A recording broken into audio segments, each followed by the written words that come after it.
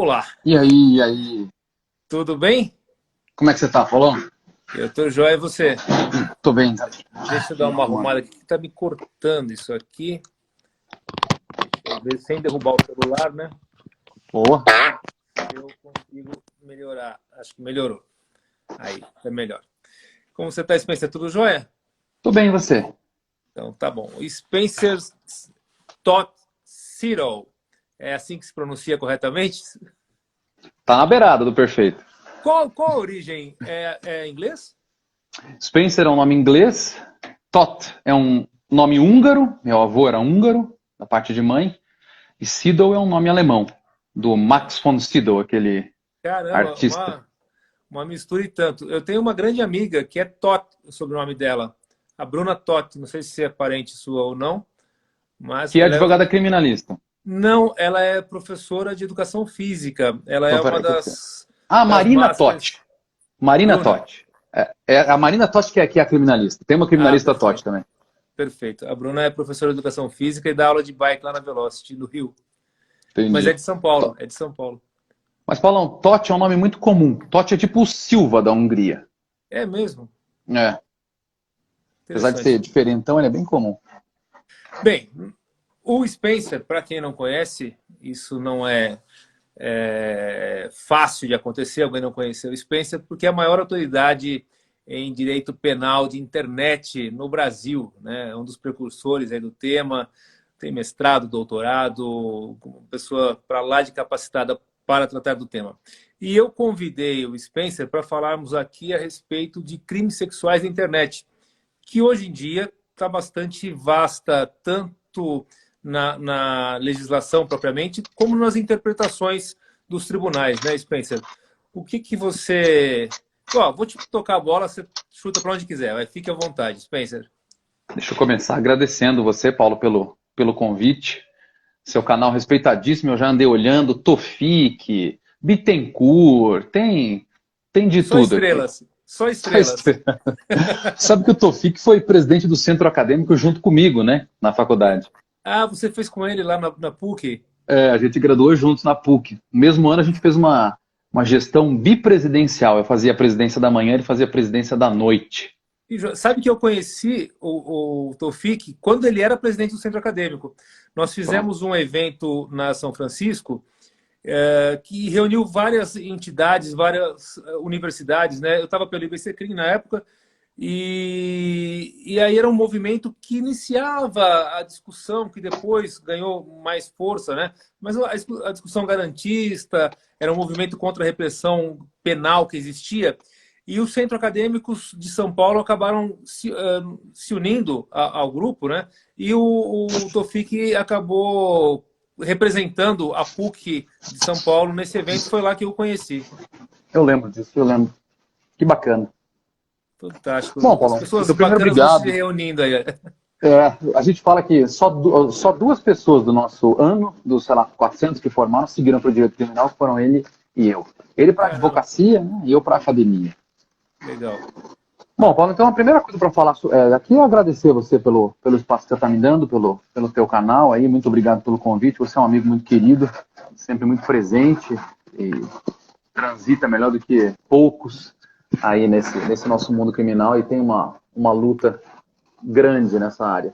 Da outra vez a gente fez uma live, né, da madrugada, que você entrou lá no meio da minha live. Sim, pois é, verdade.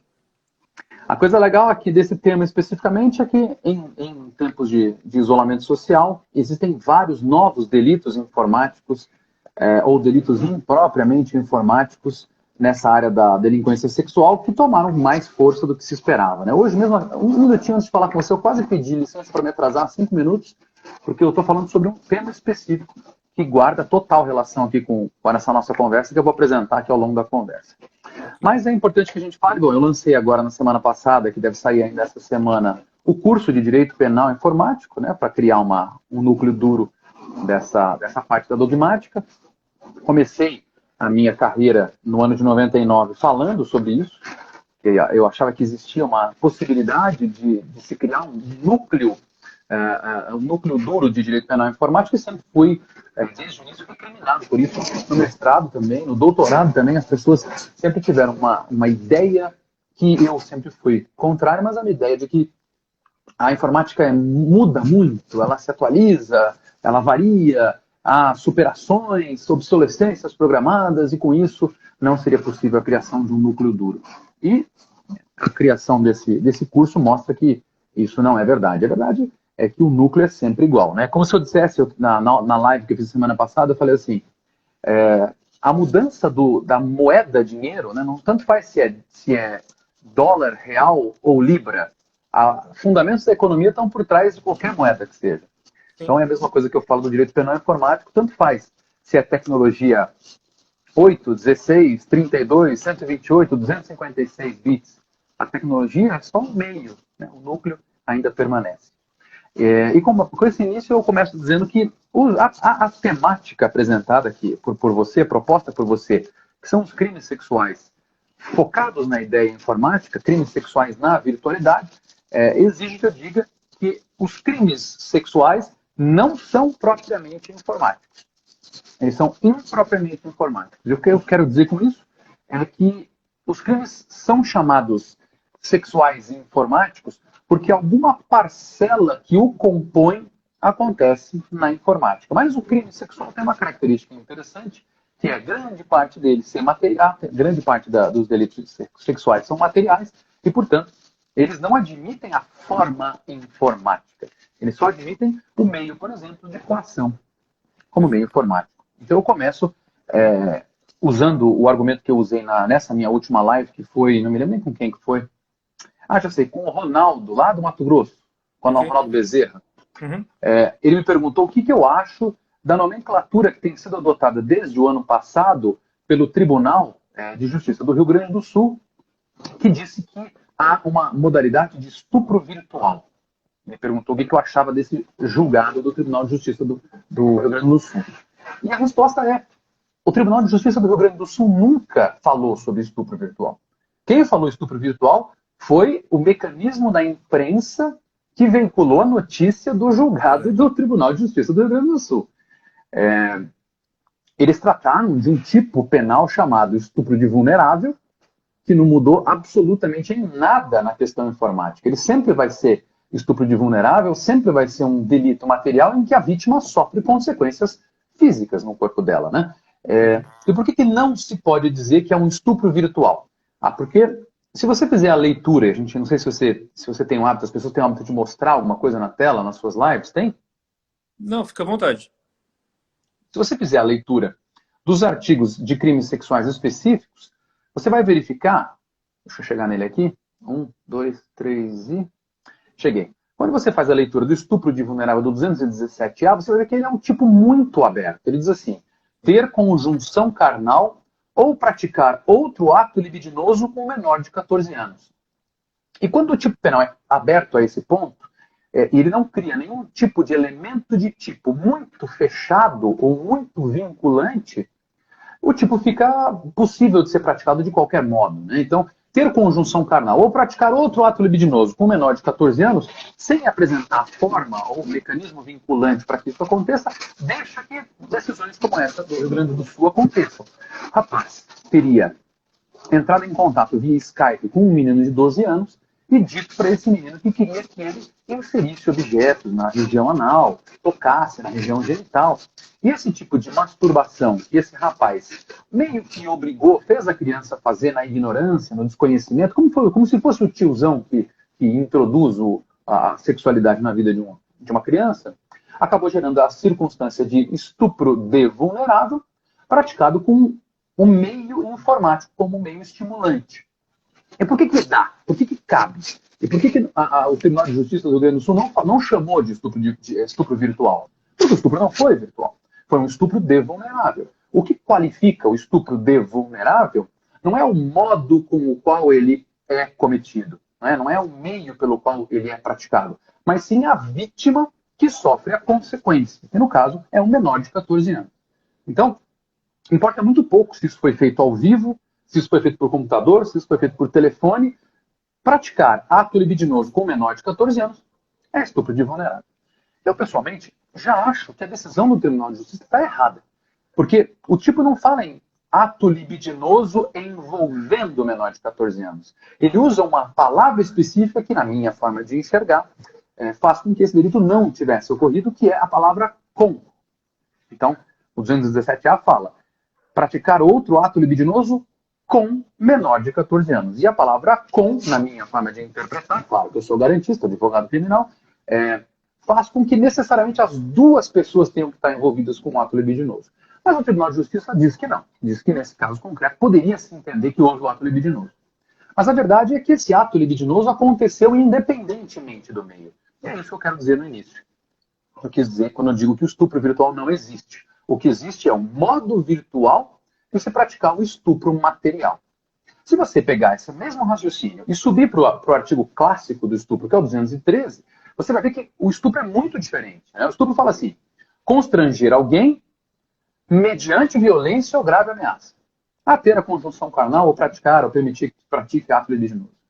É um tipo muito, muito diferente, ele é muito mais fechado que o 217A.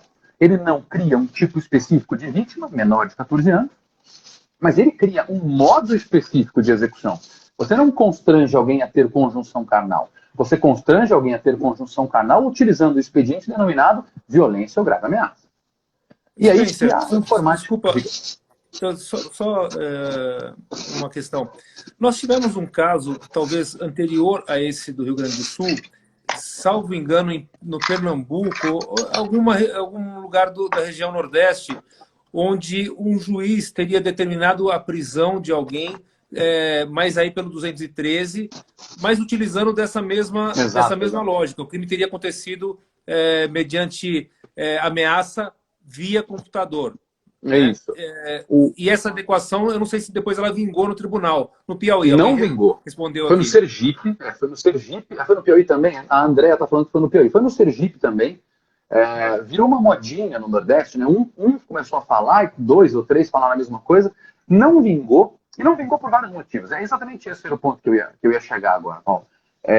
Então, quando você constrói um tipo penal colocando mediante violência e grave ameaça, ou grave ameaça, você entrega para o intérprete do direito, que no caso a gente sabe que é o STJ, a resposta do que seria violência e grave ameaça.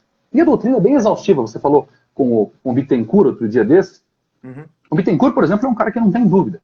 Violência e grave ameaça são 2 tipos de vis. É a vis que vai contra a integridade física e é a vis que vai contra a vida. Então, vis contra a vida, vis contra a integridade física é igual a violência ou grave ameaça. O grande ponto que se questiona, e aí a gente está trabalhando em cima daquele sistema de ponderação de bens jurídicos que o estado de necessidade faz, que a legítima defesa faz. Quando se trata do sistema de ponderação de bem jurídico que o Brasil adotou, e o STJ adotou, e a dogmática adota, e o exemplo de livro, né, quando se fala de estado de necessidade exculpante, é exatamente a ponderação do valor maior sobre o valor menor, né, ou sobre o valor igual. Quando você pensa nessa ponderação de valores, é aí que você vai derrubar o artigo 313 da ameaça informática, né, da coação informática. Por quê? Porque qual é a coação ou qual é a violência praticada através da informática para fazer com que uma pessoa, por exemplo, se masturbe em câmera? E a resposta vai ser a promessa de revelar uma fotografia dessa pessoa. Exato. Ou a promessa de fazer com que uma conversa tida com essa pessoa seja revelada em seus círculos sociais. Pois bem, mas o bem jurídico envolvido nesse tipo de ameaça é a honra ou a dignidade sexual. Até pouquíssimo tempo, a honra, essencialmente a honra. A imagem, eventualmente. Então, a grande pergunta que se faz é, como que a gente vai interpretar a expressão grave ameaça, que a doutrina e a jurisprudência já apontaram como sendo uma circunstância de lesão ou potencial lesão à vida ou integridade física, e encaixar numa interpretação extensiva no sentido de permitir que violação de imagem ou violação de honra configure grave ameaça. Na minha forma de interpretar, pode ser que num futuro o STJ diga que sim. Mas neste momento da nossa história, grave ameaça não poderia ser utilizada para equivaler a esse elemento do tipo. Por isso, não existiria estupro virtual por análise por exegese pura do tipo do 213. Nesse meu livro que eu lancei semana passada, eu até escrevo que eu acho, a minha posição pessoal, seria muito mais fácil você readequar o tipo de estupro do jeito que os países desenvolvidos fizeram, que é colocar, constranger alguém em desacordo com sua vontade a ter conjunção carnal, que é isso que o resto do mundo faz há muito tempo, do que criar um elemento vinculante de violência ou grave ameaça. Mas enquanto tem um elemento vinculante, sinto muito. O 213 não se aplica, na minha forma de interpretar, na ameaça, na ameaça de divulgação de foto, de imagem, de montagem ou de conversa. E por isso, para mim, o 313 não se aplica. Além do que, continua sendo um tipo material, né? Continua sendo um crime material. E aí as pessoas falam assim, não, mas professor, se a coação é virtual, o crime é virtual. E aí eu brincava antes, eu brigava, eu me conformava com as pessoas que falavam isso, mas hoje eu tenho uma outra forma de explicar isso. Eu falo assim, olha, tá bom, se a gente chamar o estupro em que a coação é feita através da virtualidade, de estupro virtual, vamos combinar o seguinte, se eu pegar o meu telefone e falar assim, alô Paulo, toque-se, masturbe-se, tire a roupa, se eu ligar para você e te der ordens para que você cometa atos libidinosos, nós vamos ter que chamar isso de estupro telefônico. Se eu te mandar uma carta, a gente vai ter que chamar isso de estupro por correspondência. Se a gente chamar assim, beleza, vamos chamar de estupro virtual também. Mas existe uma frase que eu propago bastante, que é, o meio não qualifica o tipo. Pelo menos não no direito informático. Uhum. Perfeito. Bom, já começamos um tema bastante polêmico aí, polêmico em termos doutrinários, né? Porque há quem divirja, evidente, aliás, no direito isso é comum e salutar, né? Mas, aproveitando a tua fala inicial, em tempos de pandemia, que eu não tenho dados estatísticos, você como estudioso da área pode ser que tenha, mas eu imagino que deve ter havido um número muito maior de sexo virtual, e aí sim, né, porque é usado por meios de comunicação informáticos, né, e decorrentes dessa prática, que o distanciamento talvez tenha aumentado no dia a dia, aí sim, a captação dessas imagens, a divulgação, aí nós migramos para vários outros tipos penais aí totalmente assentados, não é isso, Spencer? Sim, sim, é muito mais comum, muito mais fácil identificar o que só aumentou na circunstância de isolamento. Aí variou bastante, né, o crescimento. Por exemplo, nos Estados Unidos, eles estão dizendo que houve 3 vezes aumento nos delitos informáticos. Na União Europeia, 12 vezes aumento. Então variou muito. Não dá para a gente apontar especificamente. Mas o que aconteceu foi que surgiram novos delinquentes informáticos que se utilizam de novos expedientes sexuais. O crime em si não é sexual, mas o expediente é sexual. E isso vale a pena a gente chamar a atenção, porque numa aula, numa live, numa conversa de crimes sexuais na internet é muito importante que eu apresente para vocês isso, porque não é crime sexual, mas é um crime que usa a sexualidade em situação de isolamento, em situação de internet, para cometer, por exemplo, crimes patrimoniais. Sim. E aí, olha que interessante. Certas pessoas, isso começou acontecendo no ano de 2012, o escritório já patrocinou alguns casos desses desde 2012. E de 3 semanas para cá, nós tivemos 6 casos. Então veja que coisa curiosa. As pessoas, e isso ressalta a importância dos nossos dados na rede, as pessoas que perderam as suas fontes de renda e que possivelmente são delinquentes contumazes, passaram a criar novas formas de cometer a sua delinquência utilizando da virtualidade. Então agora eu vou fazer um paralelo sobre a importância de uma lei geral de proteção de dados, só para inserir esse raciocínio para vocês. Eu brinco assim, informação é poder, já diziam lá atrás os alemães na Segunda Guerra Mundial, né? Há muita gente que diz que a Segunda Guerra Mundial só foi vencida pelos aliados graças à informação, né, daquela decriptação do Enigma, que era o sistema de criptografia das mensagens que os nazistas utilizavam. E por conta disso se conseguiu afundar os submarinos que estavam provocando um verdadeiro massacre nas frotas marítimas dos países da Aliança. E então se fala muito, informação é poder. E eu brinco assim, tem razão, informação é poder. Se informação é poder, informação sobre você é poder sobre você. E por isso que eu digo que é tão importante uma lei geral de proteção de dados, porque ela permite que informações sobre você estejam um pouco mais sob o seu controle. E por que eu faço uma introdução assim? Há muita gente que não percebe que certas informações são involuntariamente cedidas. Como, por exemplo, sua cara, suas preferências, seu ambiente familiar, os lugares que você frequenta. As redes sociais estimulam você a contar isso, porque há uma finalidade comercial por trás disso, mas isso é estudado dentro de um ramo do direito penal, mais especificamente, dentro de um ramo da criminologia, mais especificamente, dentro de um ramo da vitimologia, mais especificamente, dentro de um ramo da vitimodogmática, com o nome de vitimodogmática.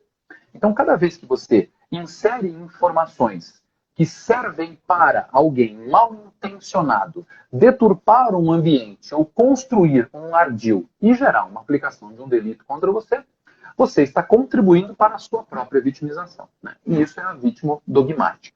Pois bem, com base nessas premissas todas, e com base no fato das pessoas darem mais importância para ter seguidores, para ter popularidade de rede, do que ter particularidades, o que aconteceu foi que, com o surgimento do TikTok, não sei se você tem TikTok, Paulo, mas com o surgimento do TikTok, que era até pouco tempo uma rede social de vídeos essencialmente fútil, no sentido de era para fazer brincadeira, não no sentido pejorativo, né? Era um ambiente de brincadeira, de humor.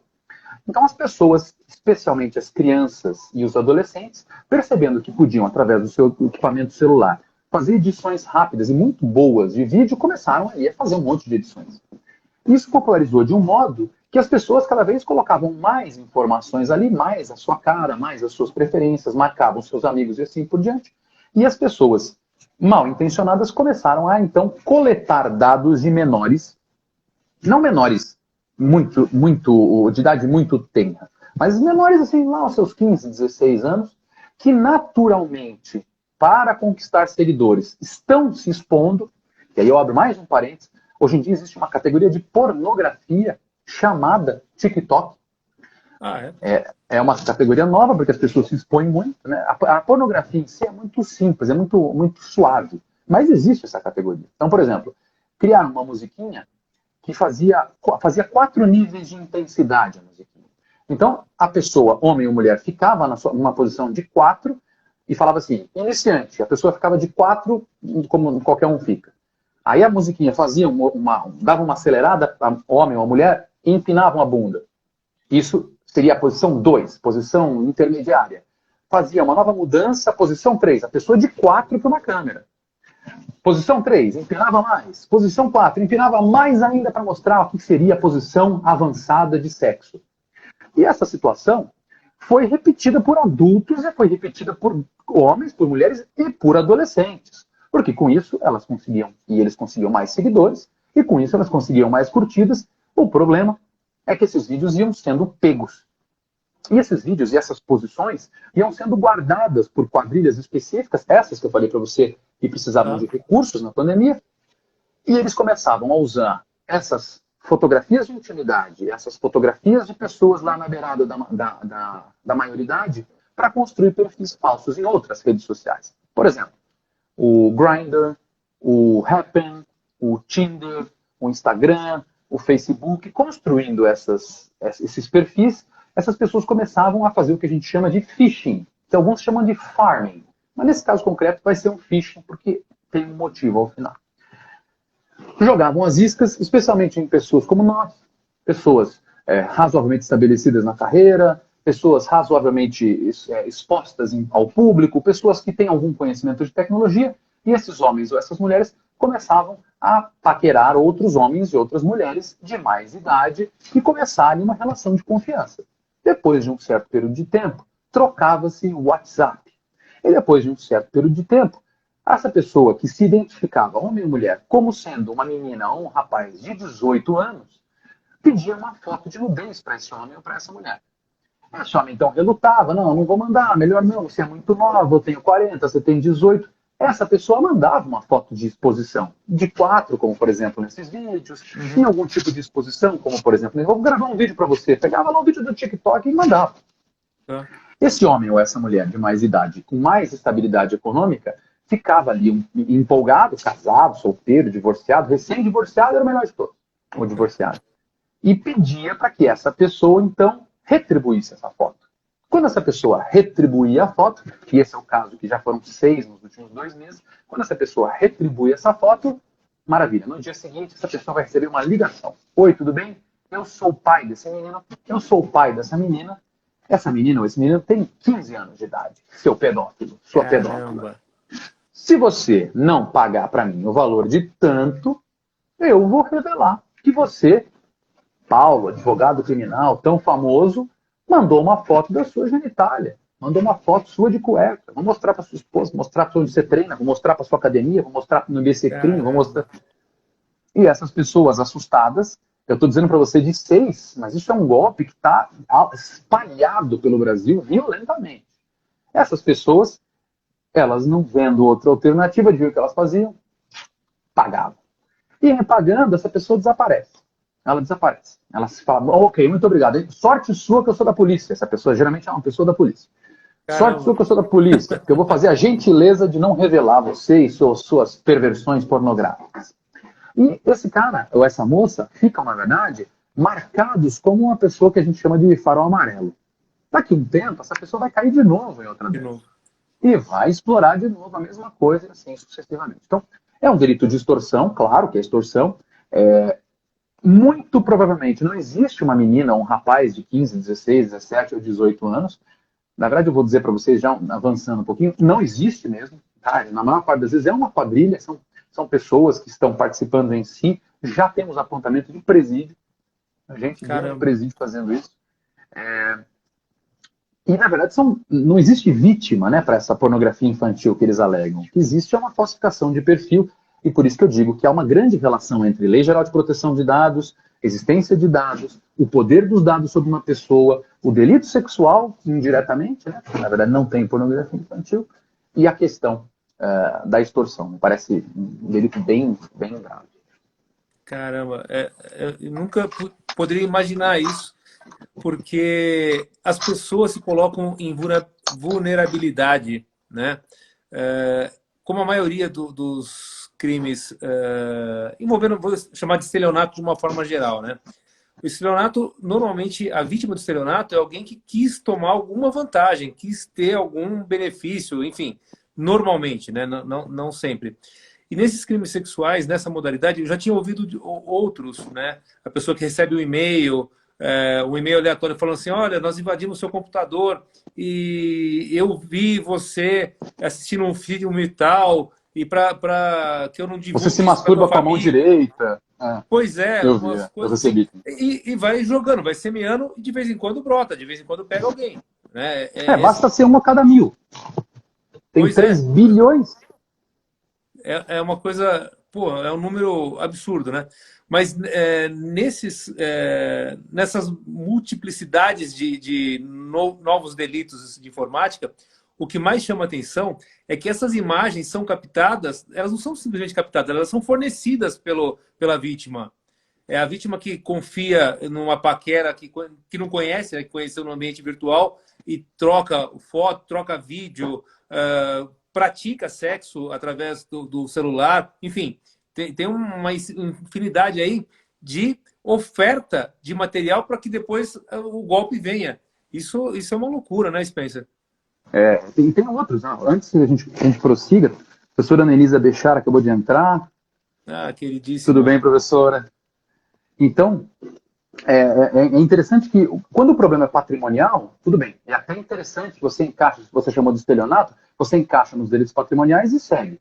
Mas tem outro delito muito parecido com esse, que é um dos principais problemas atuais para o mundo inteiro, mas o FBI já acendeu uma luz vermelha sobre isso, que são os delitos de sextorção, quando eles evoluem para aquilo que a gente chama de escravidão digital, que não deixam de ser delitos estranhamente sexuais e estranhamente virtuais. Eu estou falando de estranhamente sexuais porque o que eu vou contar para vocês agora, ele não se encaixa em nada especificamente na legislação americana. E ele não se encaixa em nada relevante na legislação brasileira ainda.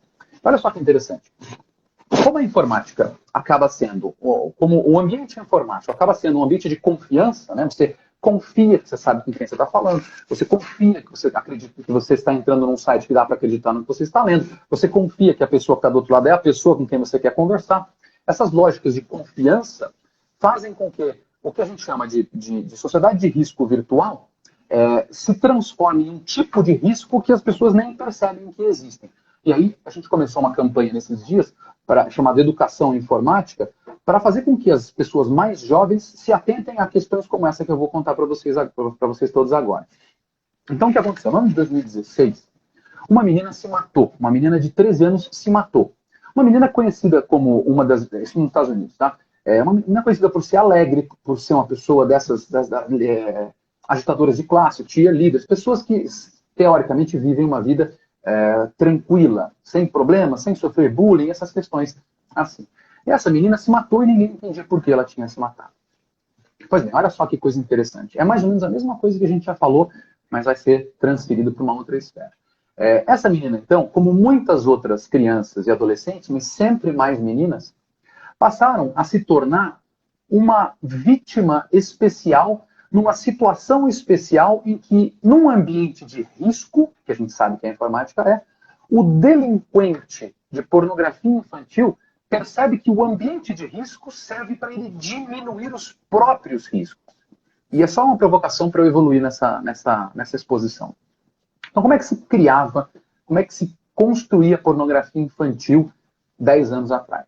Você ia lá, convencia uma criança, dava balinha, convencia o adolescente, pagava, fazia favor, dava dinheiro, a criança tirava roupa, você filmava, você criava uma cultura nessa criança e nesse adolescente, e você, eu digo, a criminalidade, construía as fotografias e as filmagens e vendia isso para o ambiente digital. Então, ou vendia até fisicamente, né? Então, era assim a pornografia 10, 15 anos atrás. A pessoa tinha que produzir essa pornografia. E por que eu estou levantando isso? Porque a gente acabou de falar sobre o autofornecimento, sobre a vítima dogmática. Hoje você cria uma situação em que adultos criam perfis e aprendem a falar a língua de adolescentes e de crianças, ganham a confiança dessas crianças, lembrando que a criança tem mais facilidade ainda para acreditar no ambiente informático do que nós. Ela nem percebe que existe um ambiente não informático, muitas vezes, então ela confia. Então essa criança, ela passa a confiar nas pessoas com as quais ela conversa, que vão procurar ela usando de expedientes como Homem Pateta, como aquela bonequinha que eu esqueci o nome agora, me fugiu o nome, de cabelo comprido e olheira, me fugiu o nome. Como o Jogo da Baleia, como bate-papo de criança, como comunidades de criança, canais do YouTube Kids. E ali essa pessoa vai aprendendo a linguagem das crianças, vai conquistando a confiança de crianças, vai trocando mensagens com crianças. Se os pais pegam o celular das crianças, as conversas, no início, são conversas que parecem ser conversas entre crianças ou entre adolescentes. Isso, Momo, obrigado, Jane. Então, houve uma evolução, há uma evolução nisso, e em um dado momento, essa pessoa, conquistando a confiança dessa criança, convence essa criança a mandar foto da genitália e da nudez. Como essa relação de confiança ela não começa com esse objetivo de conquistar uma fotografia de nudez, esse cidadão, ou essa moça delinquente, ela, na sua construção de confiança, ela, primeiro, pergunta o nome da criança, do adolescente, onde ele mora, nome do pai, nome da mãe, escola que frequenta, qual a matéria que ele mais gosta, se vai para a escola, faz inglês, faz espanhol, se tem um clube, se tem uma religião, vai perguntando coisas genéricas, qual o desenho preferido, se gosta de dublagem, coisas bem infantis. Quando ele termina, o delinquente termina de construir, o que a gente chama de perfilização da sua vítima, que é uma criança, um adolescente. Então, construir essa perfilização é hora de atacar essa criança, porque ele já conhece os pontos fracos para ele pressionar essa criança a ceder. Aí ele manda uma foto dele, menininha, manda uma foto que é falsa. Ele consegue na internet, uma foto da genitália, da nudez, do seio, da perna, seja o que for, e vai começando a construir uma confiança para que essa criança verdadeira, vítima, mande também uma foto.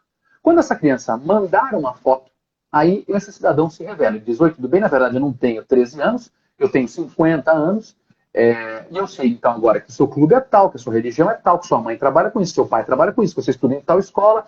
Com essa foto que você me deu, eu tenho duas opções agora. Eu revelo essa foto, mostro para todo mundo desses seus círculos sociais que você já me apresentou no passado, ou eu não revelo. O que você prefere? Obviamente, a criança com medo de ser exposta numa sociedade de cyberbullying e de bullying crescente, ela diz, não, eu não faço qualquer coisa, não vai mostrar para minha mãe que eu tirei uma foto dessas.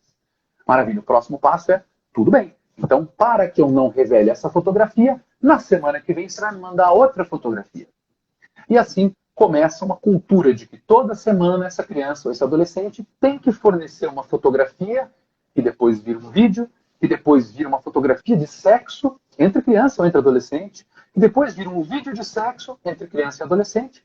E a nova forma de conseguir pornografia infantil na rede é através disso, desse expediente. Fazer com que a própria criança e o próprio adolescente, com medo de ter as suas fotografias reveladas, ele simplesmente ceda espontaneamente, né? Claro que não é espontâneo, espontaneamente ceda materiais pornográficos. E isso só se multiplica. Porque não é feito com um, é feito com, como eu falei, é um phishing. Né? É feito com um monte de gente ao mesmo tempo. E com isso eles conquistam muito material de pornografia. E vendem, e constroem a rede, armazenam, distribuem, assim por diante. E o fato de você, constantemente, ou uma vez por semana, ceder uma imagem para não ter, ceder uma imagem erótica ou pornográfica, para não ter a sua intimidade exposta, se chamou escravidão virtual. Isso acontece 70% com crianças e 30% com adultos. Eu tenho um caso no escritório. Isso é uma coisa bem curiosa, porque é uma espécie de uma extorsão, só que você não pede dinheiro. Então, com exceção do Damásio e do Capês, até onde eu sei, ninguém mais acredita que delito de extorsão pode gerar qualquer tipo de vantagem que não a patrimonial. Sim, é verdade. Nós atendemos também, o ano passado, uma coisa parecida com isso, porém, conseguimos localizar a pessoa que, na realidade, era amigo de um ex-namorado, alguma coisa assim. E derrubou todo a coisa, houve o processo criminal e tudo mais. Mas porque deixou rastro, e rastro também houve falhas do agressor, né? De A própria exposição polícia dele. encontrou. A própria polícia identificou você? Não, a própria polícia conseguiu, a própria polícia, através de rastreamento de dados. Mas, enfim, é uma loucura. E quando tem criança envolvida, né, ou adolescente que seja envolvido, nossa, não tem nem... É muito preocupante isso. Por conta disso, que é muito necessário uma criação de uma educação informática, porque como é que eu vou fazer? Vou tirar o celular da criança? Eu vou impedir a criança de usar o celular? Não, é um caminho sem volta, já não dá mais. Né? Spencer, desculpa interromper, mas me diz uma coisa, uma curiosidade que brotou aqui agora. Porque nós temos dois extremos nessas vítimas de golpes de informática. Os jovenzinhos, os adolescentes, mas também os idosos. É uma prática comum o phishing para tentar buscar idosos. E aí com obtenção de vantagens patrimoniais. Né? Existe algum estudo recente nessa pandemia se isso também cresceu, se os idosos têm sido mais expostos a essas práticas, Spencer? Olha, eu acabei de puxar aqui nas estatísticas do FBI, eles dizem o seguinte, não falam sobre idosos, mas eles dizem assim, que normalmente eles recebem no ICCC, que é o Internet Crime Complaint Center, 1.000 reclamações por dia. E que na pandemia eles estão recebendo entre 3 e 4 mil por dia. Não todas relacionadas à Covid, mas um grande número relacionado à Covid. Mas eles não apresentam especificamente a questão do idoso. Se você me der um segundinho, eu consigo puxar no relatório do ano passado, estou abrindo já, tá aqui. Eu consigo te levantar do ano passado a estatística que fala de crimes cometidos no mundo. É claro que há uma baita de uma cifra negra aqui em cima. Sim, sim. Por idade. Deixa eu ver se eu consigo aqui. Counted by victim. Eu não queria parar a nossa conversa, mas é interessante. Não, mas eu acho um dado interessante, porque, de uma forma geral, os idosos têm tido muito mais acesso à internet, através dos celulares, tablets e tal, e eu acho que eles acabam sendo tão inocentes, né, entre aspas, quanto os adolescentes. A gente vê assim as coisinhas mais bobas, de acreditar em correntes, acreditar em fake news, né?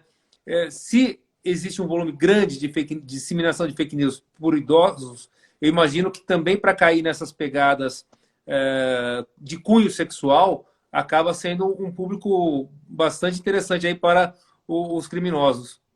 Ó, enquanto a gente conversava, eu fui ouvindo, obviamente, o que você falou, e eu abri aqui o relatório do ano de 2019, tá? Porque o relatório, claro, sempre do ano anterior.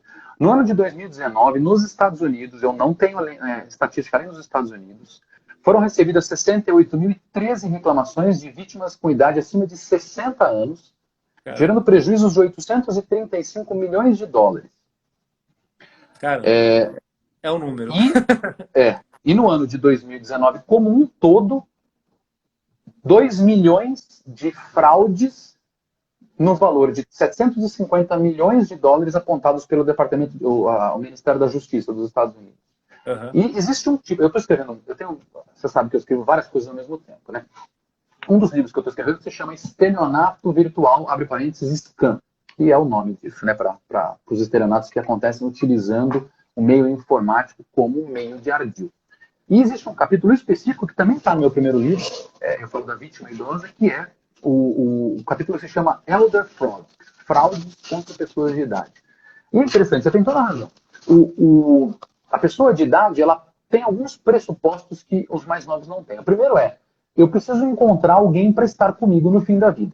Então, pessoas de mais idade, elas tendem a procurar mais ambientes para você identificar um par romântico. E aí os esquemas, por exemplo, venda de noiva, por exemplo, é muito incidente acima de 60 anos. Então o cara quer uma esposa bonita, a esposa dele faleceu, ele se separou. Então ele compra, ele acha que é possível comprar uma esposa jovem russa que quer vir para os Estados Unidos e ganhar o visto. Então existe um Green Card. Pseudo-comércio de noivas russas. E que, por incrível que pareça, quando eu escrevi o meu primeiro livro em 2009, isso já existia. 2020 continua existindo, é uma coisa assustadora. A pessoa de idade está acostumada com o livro, né? Falando de qualquer idade, ela está acostumada em acreditar no que está escrito num papel, e quando ela vê a internet, tudo é papel, né? Então ela acredita em tudo. Eu estou vendo aqui, por exemplo, que as pessoas acima de 60 anos sofrem especificamente crimes envolvendo suporte de informática. Então a pessoa fala, senhor, seu computador está lento? Deixa que eu vou te ajudar. E não ajuda porcaria nenhuma, e pede dinheiro, e assim segue.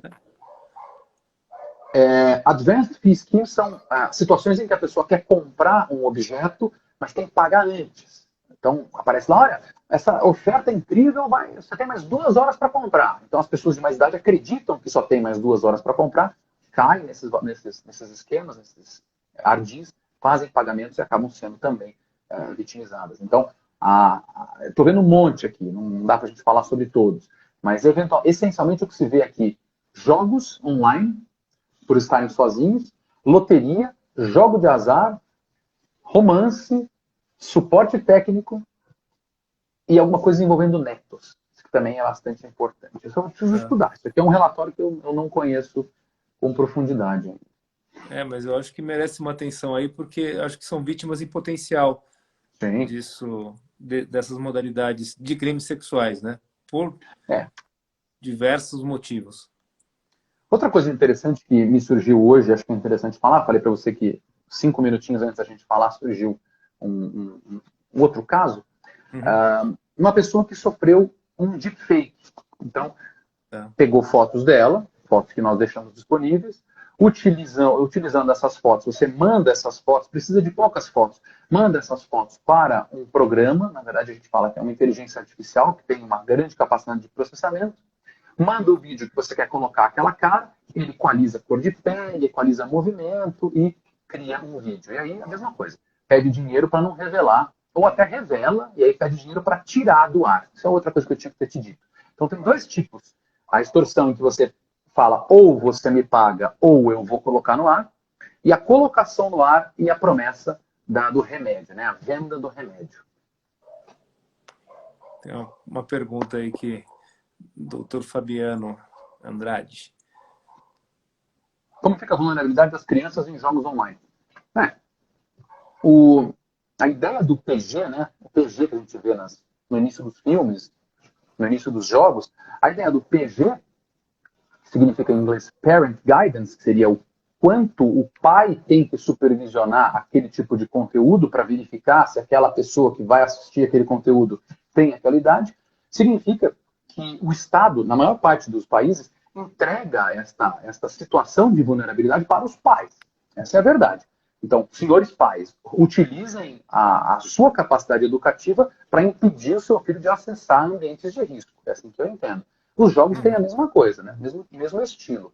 As tecnologias já impedem a compra através de Apple Pay e Android Store, Google Play, etc., é feita por crianças. E se você, por exemplo, se seu filho faz uma compra nessas lojas virtuais e você alega que foi feito pelo seu filho essa compra, essas lojas devolvem o dinheiro, né? Porque não se aceita essas compras feitas por menores. Mas há uma vulnerabilidade, claro, evidente para questões de jogos online, né? Eles estão sempre expostos aos tipos de vitimizadores. Eu tenho uma história bastante simples. Eu tenho um amigo dublador que ele teve a seguinte ideia. Ele ia entrar, ele dublou um jogo, aí ele entra nesse jogo online e ele fala com a voz dele, que é a voz do personagem, ele fala com as pessoas. E as pessoas ficam super maravilhadas por estarem ouvindo a voz daquele personagem falando frases normais no dia a dia. E esse cara, é claro que a maior parte do público que joga são crianças e adolescentes.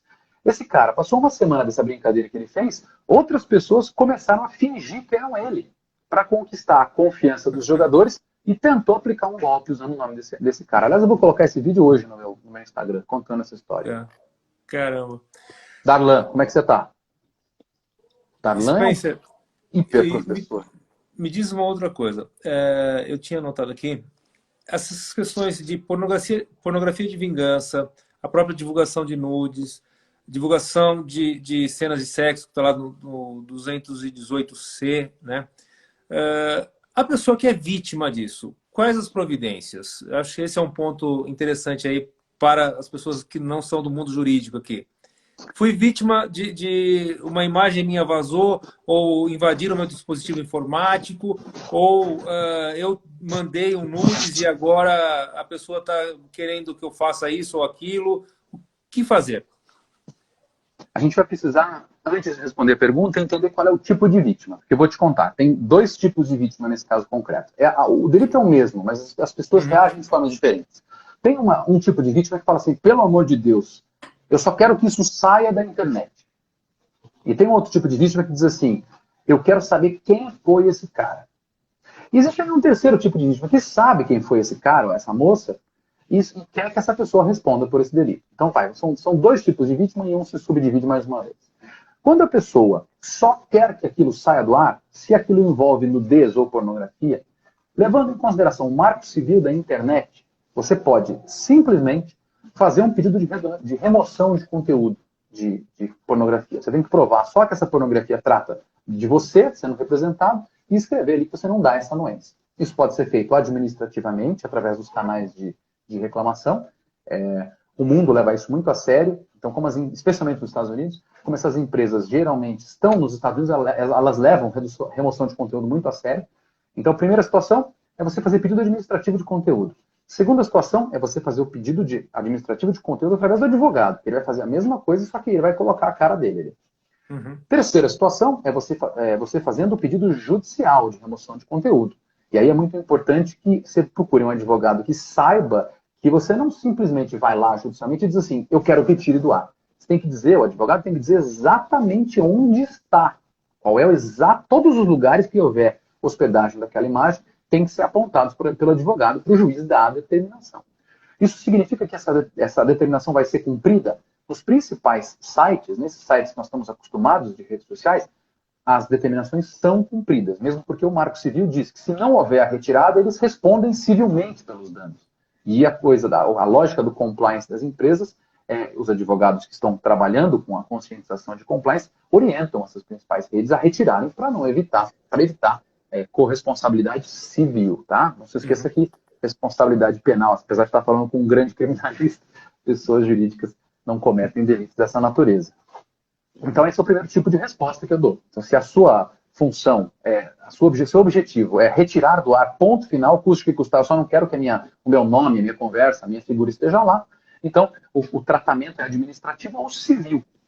Agora, se você tem um objetivo de ir atrás da pessoa que gerou esse prejuízo, e aí eu estou falando da parte criminal, não do prejuízo material, aí você vai ter que trabalhar com uma de duas possibilidades. A primeira é você buscar a delegacia de polícia, e o delegado de polícia também, através dele, é possível fazer a remoção de conteúdo, ou você pode trabalhar primeiro através do que a gente chama de investigação indefensiva, que foi criada no final de 2018, pelo provimento 188 da OAB. Se você quiser saber um pouquinho mais sobre esse provimento 188, eu publiquei hoje um artigo sobre ele. Aliás, Spencer, deixa eu aproveitar e fazer a propaganda aqui. Quinta-feira eu vou falar com o Baldan a respeito disso, que foi o precursor do tema no Brasil, né? Ele fez o mestrado e o doutorado dele em cima disso, um monte de estudo em Oxford. Vai ter uma live aqui quinta-feira às 18 horas. Eu vou fazer o possível para assistir, porque eu sou fã dele. Mas a situação é, então, ou você vai procurar a polícia, e a polícia tem meios de fazer isso. Eu lá tenho algumas dúvidas, né? Porque quando envolve a questão criminal, a polícia não é tão eficiente, nem tão colaborativa, nem a empresa é tão colaborativa. Civilmente ela resolve, mas penalmente é bem mais difícil. E também existem várias situações importantes para serem levantadas, que eu levanto muito nesse meu livro novo, que são as dificuldades de você apresentar a autoria de um delito informático, né? Então, não é simples assim, não é simplesmente você identificar o IP de um dispositivo que te dá a resposta do delinquente, é muito mais profundo do que isso. Mas imaginando que o seu delinquente não é tão inteligente assim, que ele deixou muitos rastros, vai ser fácil identificar, a polícia vai conseguir. Se não for assim tão fácil, se você não achar que a polícia é o melhor caminho, aí advogados, como aí eu obviamente estou falando de mim, advogados na área do direito penal informático trabalham com parcerias com peritos e serviços de ciberinteligência que têm exatamente essa finalidade. Paga-se para que haja uma investigação mais profunda para se identificar a autoria dessas, por exemplo, dessas postagens de conteúdo de pornografia. Você confirma a informação de que tudo fica com rastro na internet ou não, Spencer? Não, nem tudo fica com rastro na internet. Nem se você souber, não, nem tudo. Se você estiver lidando com um delinquente muito técnico, não, você não consegue encontrar esse cara. Aliás, você não consegue encontrar esse cara de jeito nenhum. E a gente trabalha dentro dessa área acadêmica, a gente trabalha e brinca muito com serviços de anonimização. Eu converso especificamente com um professor de Harvard que tem um caminho só nisso. O que ele defende? Ele defende que a gente tem que anonimizar. E você anonimizando, anonimizar não significa você sumir e não deixar rastros. Você pode deixar rastros impossíveis de ser rastreados. Né? Eu sei que é chato falar rastro rastreado, mas é mais ou menos essa a ideia. Por exemplo, você pode conversar através de um comunicador instantâneo como o WhatsApp que faz criptografia de origem. E aí, você deixa rastro? Deixa. Mas dá para você identificar o conteúdo? Não. Então tem outras formas de você não deixar nenhum rastro, né? Comunicadores instantâneos que não deixam rastros e assim por diante. Então, essa seria uma segunda alternativa, você buscar um advogado que tem parcerias com peritos, e olha, não é todo perito que consegue, tem peritos que só conseguem fazer certos tipos de investigação, né? Tem o perito forense e tem o perito de ciberinteligência, não são os únicos dois peritos, tá? Mas nesse caso aqui concreto. O que a gente quer aqui é um perito de ciberinteligência, que é um perito difícil. Os advogados procuram insanamente peritos bons de inteligência. E aí, a gente, com isso, consegue identificar a pessoa com um grau maior de certeza, e a partir disso, aí você vai para a delegacia de polícia, requer a instalação do inquérito, ou pula o inquérito, vai direto para a ação penal. Perfeito. E então, essas seriam duas, falou de uma terceira modalidade? O que vai acontecer na sequência é que é o que eu estava falando aí. Você vai buscar, então, agora o teu direito. Aí, nesse direito, você vai pedir a remoção do conteúdo, você vai identificar a pessoa, você vai buscar punir essa pessoa na lógica criminal, vai demorar, e, eventualmente, vai punir essa pessoa na lógica civil também. O STJ já se manifestou, deu uma indenização no valor de R$30 mil por uma moça que teve a sua intimidade revelada. Aí. Essa pessoa só foi punida civilmente, para vocês saberem, mas já foi punida civilmente. Antes não tinha nem isso. Já é algum começo. Bem, nós temos que caminhar para o final. Temos mais 4 minutos e meio de live. Aí nós seremos derrubados pelo Instagram. Né? Quer fazer alguma consideração final, Spencer? Quero muito, quero sim. Você falou aí do 218C. E tanto faz o 218C, o 216B. A verdade é que ou todo o ECA, do 241A, B, C, até o E, todos os crimes informáticos que tiveram tratamento judicial, ou melhor, tratamento legislativo feito sem a consulta dos advogados criminais especializados na área, todas essas legislações são legislações péssimas. Eu brinco que, falei outro dia que o PC Siqueira teria revelado ou disponibilizado uma fotografia de uma nádega de uma criança, e chamaram ele de pedófilo e assim por diante. Só chama o cara de pedófilo quem não leu o 241B e o 241E. Porque a leitura desses dois artigos mostram que o PC sequer não fez nada em termos criminais. Da mesma forma, a pessoa que entra no computador da ex-namorada e entra no e-mail da ex-namorada porque sabe a senha, não comete delito nenhum. Da mesma forma, a pessoa que... Eu peço mil desculpas por falar isso. A pessoa que revela a foto da intimidade do seu companheiro, ou do seu ex-companheiro, ou de alguém que teve uma relação íntima, se você aplicar o 218C na literalidade, essa pessoa não comete delito nenhum. Porque o delito foi tão mal feito, a pessoa que produziu a lei de uma forma tão egoísta, porque não foi atrás da prática do que acontece na verdade, que as legislações, enquanto as legislações informáticas, sexuais ou não, continuarem sendo feitas pelo legislador sem conversar com os estudiosos da área, a verdade é que a gente continua numa situação de elevada impunidade. E, infelizmente... Existe algum projeto em tramitação para modular exatamente os delitos dessa natureza, Spencer? Existem mais de 60 projetos de lei. Nesse momento, o que eu mais gosto é o que cria uma agravante específica, genérica. Crimes cometidos na internet genericamente. Porque todas as mudanças feitas até hoje fazem o nosso Código Penal, como sempre fizeram, com uma coxa de retalho horrorosa. Você vai ao 122, por exemplo, o 122 dobra a pena da instigação ao suicídio feita pela internet. Mas se você for no 218C, o crime cometido pela internet ou não muda nada. Muito estranho. Assim, uma diferença de um ano, o legislador acha que a internet é um meio mais gravoso, um ano depois, não é mais gravoso. Certas coisas muito erradas. Esse é o melhor projeto que eu acho que tem nesse momento. Existem muitos outros, sim, existem. Agora, eu tinha mandado 3 projetos de lei para o nosso falecido Luiz Flávio Gomes para ver se ele propunha, mas não deu tempo. Mas vamos correr atrás de pessoas para propor. Que pena. Spencer, queria te agradecer muito, muito pela participação, pela aula, verdadeira aula aqui. Agradecer as pessoas que assistiram, que acompanharam ao vivo, aqueles que vão acompanhar. Essa live ficará salva no Instagram, depois eu compartilho também para o YouTube, para facilitar. E, cara, muito obrigado. Só tenho que te agradecer. Obrigado, Paulo, por estar no seu seleto grupo de hiper-professores que participam das suas lives. Obrigado pelo convite. Só estrelas, Spencer. Se você está aqui é porque você está no céu. Faz parte da constelação. Eu agradeço também a participação de todos. Paulo, um abraço forte para você e conte comigo. Estou à disposição de todos. Valeu. Obrigado, gente. Até a próxima. Amanhã tenho mais uma live e na quinta-feira mais uma. Aí quem quiser acompanhar, mesmo horário. Mesmo bate-horário, mesmo bate-canal. Abraço, gente. Tchau, tchau.